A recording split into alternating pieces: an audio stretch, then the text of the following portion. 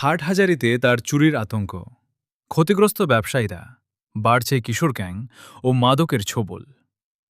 চট্টগ্রামের হাটহাজারীতে দিন দিন উদ্বেগজনক হারে বেড়ে চলেছে বৈদ্যুতিক তার চুরির ঘটনা। বিশেষ করে পৌর এলাকার বিভিন্ন মার্কেট, দোকানপাট ও ব্যবসা প্রতিষ্ঠানে রাতের আধারে সংঘবদ্ধভাবে তার কেটে নিয়ে যাচ্ছে একদল দুর্বৃত্ত। এতে করে ব্যবসায়ীরা যেমন আর্থিকভাবে ক্ষতিগ্রস্ত হচ্ছেন, তেমনি সাধারণ মানুষের মাঝেও তৈরি হয়েছে চরম নিরাপত্তাহীনতা। গত ৫ই মে হাটহাজারী পৌর এলাকার একটি মার্কেটে চুরি করতে গিয়ে এক কিশোরকে হাতে নাতে আটক করেন দোকান মালিক ও স্থানীয় ব্যবসায়ীরা। দীর্ঘদিন ধরে চলতে থাকা তার চুরির ঘটনায় অতিষ্ঠ হয়ে উঠেছেন এলাকাবাসী। তাদের দাবি, এটি এখন আর বিচ্ছিন্ন কোনো ঘটনা নয়, বরং হাটহাজারীতে যেন নিত্যদিনের এক আতঙ্কে পরিণত হয়েছে।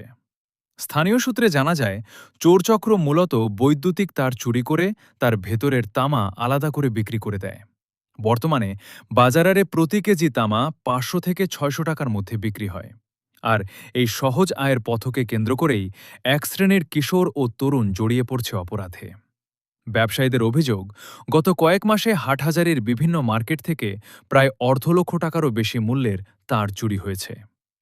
এলাকাবাসীর ধারণা, এসব চুরির পেছনে রয়েছে মাদকাসক্তি ও কিশোর গ্যাংয়ের বিস্তার।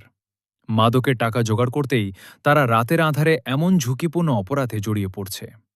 উদ্বেগের বিষয় হল, এই চক্রে জড়িয়ে পড়া অনেকেই অল্প বয়সী কিশোর, যারা আজ স্কুল, পরিবার ও সমাজ থেকে বিচ্ছিন্ন হয়ে অপরাধের পথে হাঁটছে। বিশেষজ্ঞদের মতে, একটি কিশোর কখনো জন্মগতভাবে অপরাধী হয় না। পারিবারিক অবহেলা, সামাজিক অবক্ষয়, খারাপ বন্ধুমহল এবং প্রযুক্তির অপব্যবহার ধীরে ধীরে তাদের বিপথে নিয়ে যায়। অনেক বাবা মা সন্তান কোথায় যাচ্ছে, কার সঙ্গে মিশছে, রাতে কখন বাসায় ফিরছে, এসব বিষয়ে যথেষ্ট খোঁজখবর রাখেন না। আর এই সুযোগেই কিশোরদের একটি অংশ মাদক, চুরি, ছিনতাইসহ নানা অপরাধে জড়িয়ে পড়ছে। সমাজ সচেতন মহল বলছে, এখনই যদি পরিবার, সমাজ ও প্রশাসন একসাথে কার্যকর পদক্ষেপ না নেয়, তাহলে ভবিষ্যতে এই সমস্যা আরও ভয়াবহ রূপ নিতে পারে। শুধু পুলিশি অভিযান নয়, প্রয়োজন পারিবারিক সচেতনতা, ধর্মীয় ও নৈতিক শিক্ষা এবং কিশোরদের জন্য সুস্থ সাংস্কৃতিক পরিবেশ নিশ্চিত করা। ব্যবসায়ীরা প্রশাসনের কাছে দ্রুত কার্যকর ব্যবস্থা গ্রহণের দাবি জানিয়েছেন।